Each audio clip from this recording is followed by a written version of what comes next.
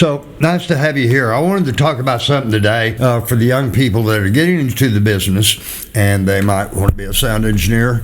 They might want to do other things in life, touring, but I think sound is a lot of fun. It's a challenging thing and very rewarding, and I've really enjoyed my career doing it, so I want to keep doing it, but I'm too old to do it, so that's not going to work. Now, what I'm telling you about the young people, when you study, and you need to study all the technical aspects you can, especially today as in networking, there's a lot of areas that you need to get very familiar with and can think fast.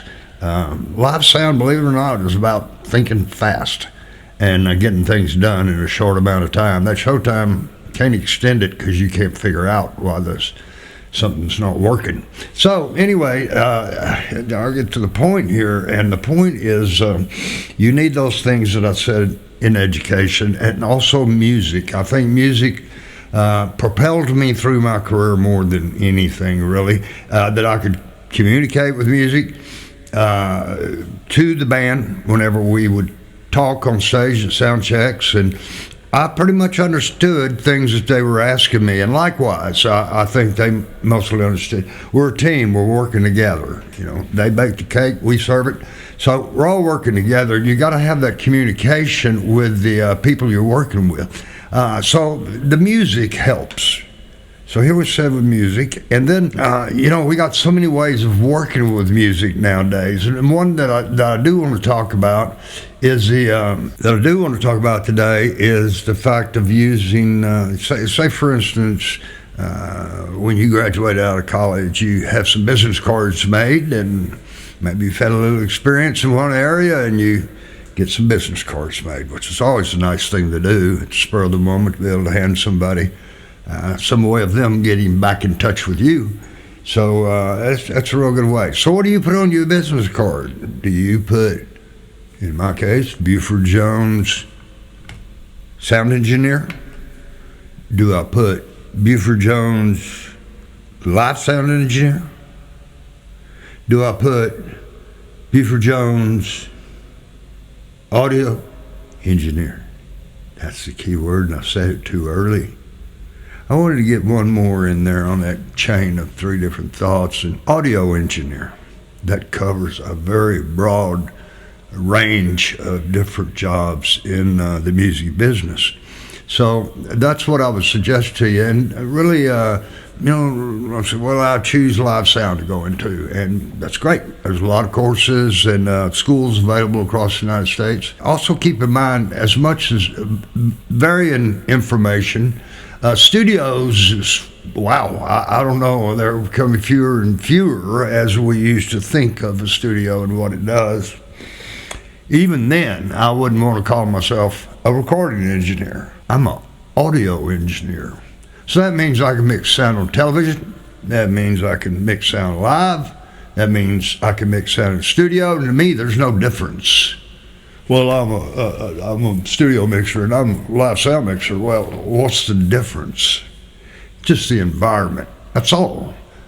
The music hadn't changed. They still play verses and choruses the same one they did in the studio. They play that live.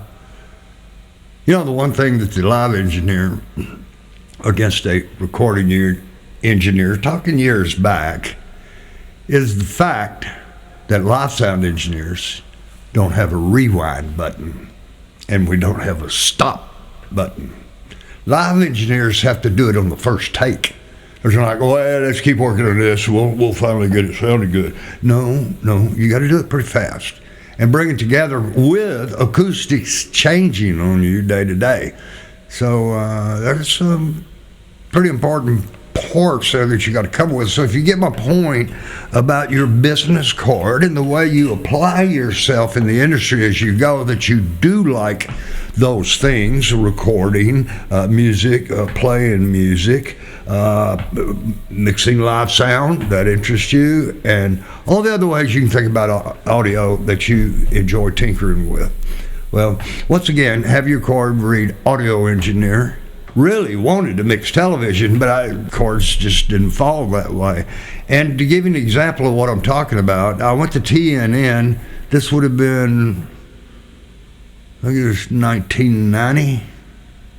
And so it's a few years ago. It's about 35 years ago, and the head audio man there, and really what I wanted to do, because at that point I'd been traveling 30-something years constantly in live touring year-round.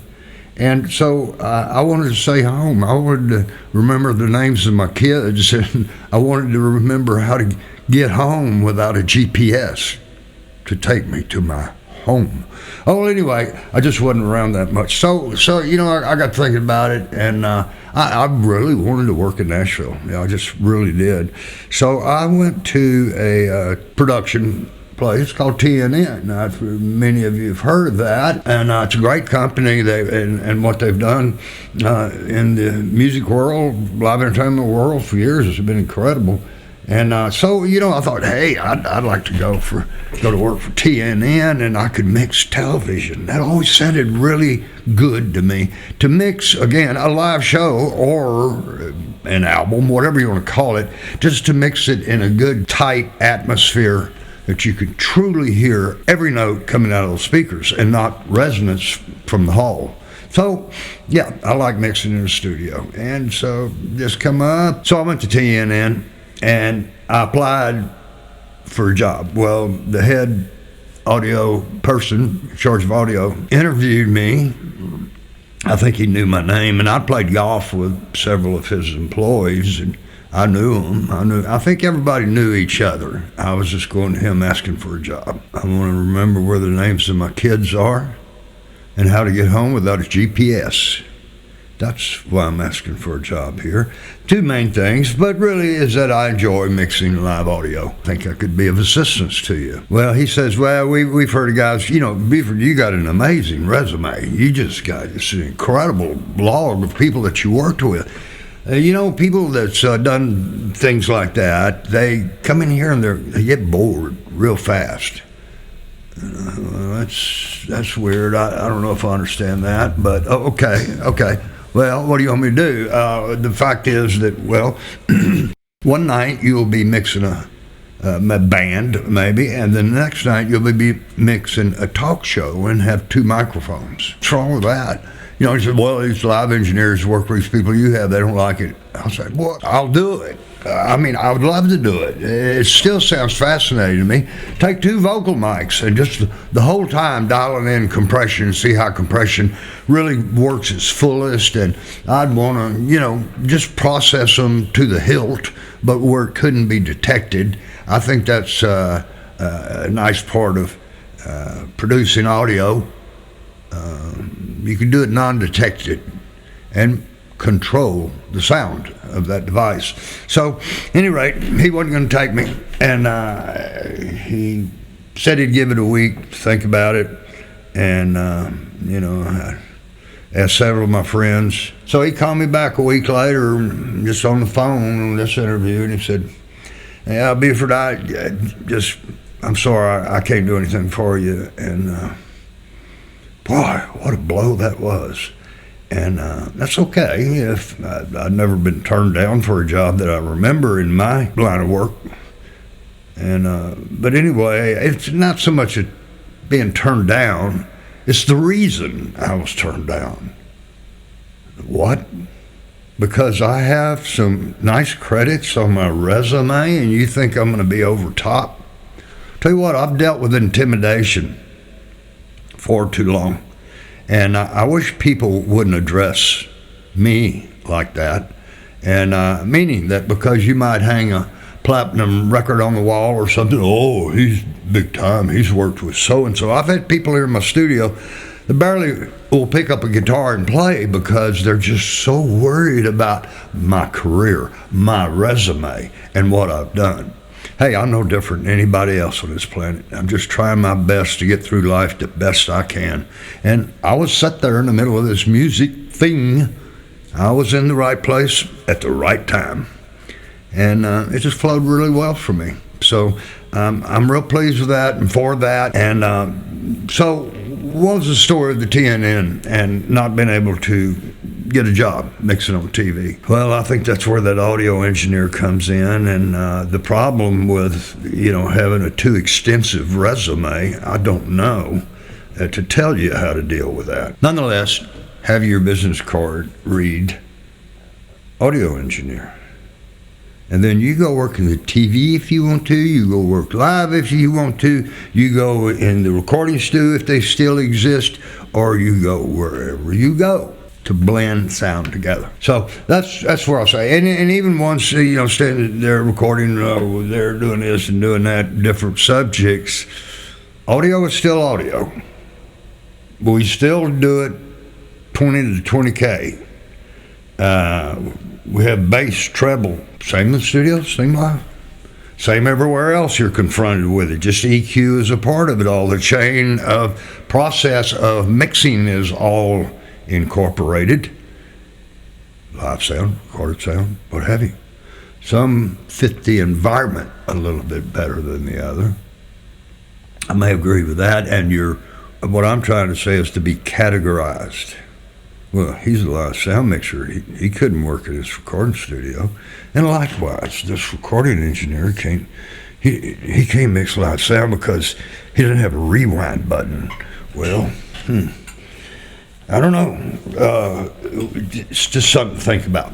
That's all I'm telling you. I don't know if I got the answer to any of it, but I think you see my point. Just have a wide open business card. Have a wide open mind when you start studying whatever field you study in. Audio covers a big ground, and if you really desire placing instruments in a farm and hearing the outcome of that, and knowing that you created it, and you know that it's very complex, that's very satisfying. And you can do that in many places, not just live. So live was for me, and I really enjoyed it, and it's been a wild ride, to say the least. So I just thought I'd give you those points and let you go over that. So it's nice talking with y'all. I might try to do this again. I might put some parts of this up. I'm not sure. But anyway, do check with me again, and I appreciate you coming back, hitting the button, the subscribe button, and the like button. I mean, what else would you hit? Everybody asks that, don't they? I mean, I think y'all know how to operate YouTube by now, which I think is the greatest platform that ever happened for learning. You can see the world through YouTube by choice. See the world, good and bad.